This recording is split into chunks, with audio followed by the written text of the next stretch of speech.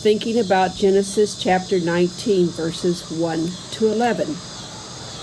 It is important that one is precise in what is said about the opening scene of this chapter. It is easy to assume that it is speaking only about unnatural vice and the punishment that awaits any society that permits it. This passage, quotes one scholar, has given our language the word sodomy to denote homosexual acts between individual males. But we do not need to read far into this passage to find that it is not single acts of that kind that it is describing so much as a concerted sexual attack by the whole male population of Sodom on two innocent strangers. Is there not the act of inhospitality?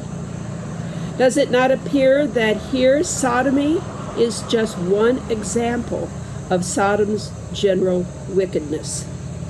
Look at what Jesus said in Matthew 10, verses 14 and 15.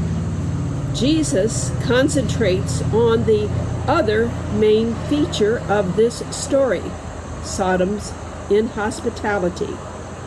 He said, "And if anyone will not receive you, truly I say to you, it shall be more tolerable on the day of judgment for the land of Sodom and Gomorrah than for that town." Unquote. It is suggested that one misses the full force of God's judgment on the cities of the plain if one only moralizes about their vicious sexual behavior and loses sight of their wider wickedness.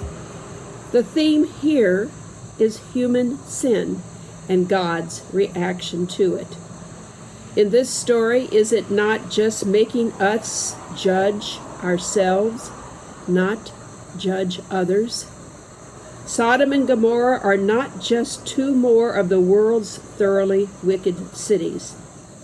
They are ourselves and all civilized people, as even now God's laws are flouted, bringing down on all of us God's deserved retribution. As we read this story, it is not only about the two cities, Sodom and Gomorrah, but about Lot, the man who had heard God's call with Abraham and then has spurned it, who had come to Sodom and seeking an easier way of life, the man to whom, even after his rescue by Abraham when he was captured by the army of 4 kings, elected to return there. Lot settled down to city life and became a property owner, married and fathered 2 daughters, a comfortable life there in Sodom. This is the end of part 2. Now we will break off into our discussion groups with the questions to be discussed posted for you.